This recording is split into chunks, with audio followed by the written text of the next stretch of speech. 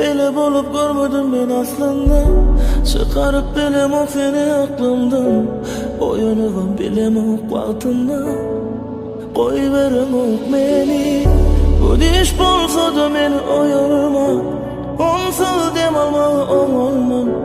Yanlışıp düşünme konumda. Koy verme elim.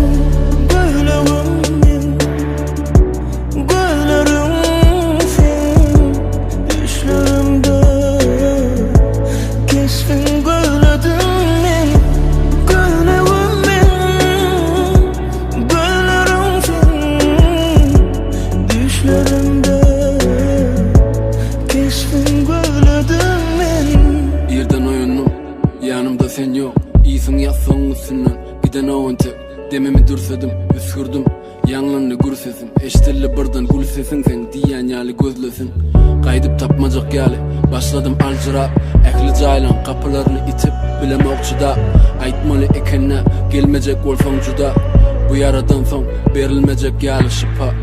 Daşırdaki ne tanış yüzleri felcerip, iki tarafa urunyan, umid edip geleceğin. Geçmişinde kalmaktan orkan gözleyen geleceği. Herimiz bir yarım, yönü ikimiz bir cemi. Birden süturun görünni, hemeden saylanıp. Sana taraf ılgadım, üstünden cayların. Hovluğup elinden tuttum, başım aylanni. Bağışlan siz yanlışan molmoli deyip cayladım. O nehili tanan o, bu men ahiri.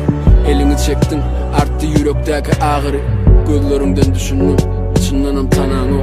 Men düşümde seni görsemem, senki de men yok. Gözlerim ben, gözlerim sen. Düşlerimde keskin gözledim ben. Gözlerim ben, gözlerim sen. Düşlerimde keskin gözledim.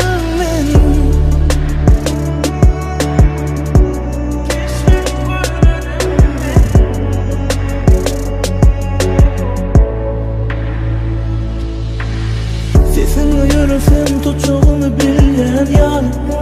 Elin elime eğilen yani. İyice kovalatmak ekebilen vardı o. Adından başka da bilen vardım yok. Her evrimde köle köle ben.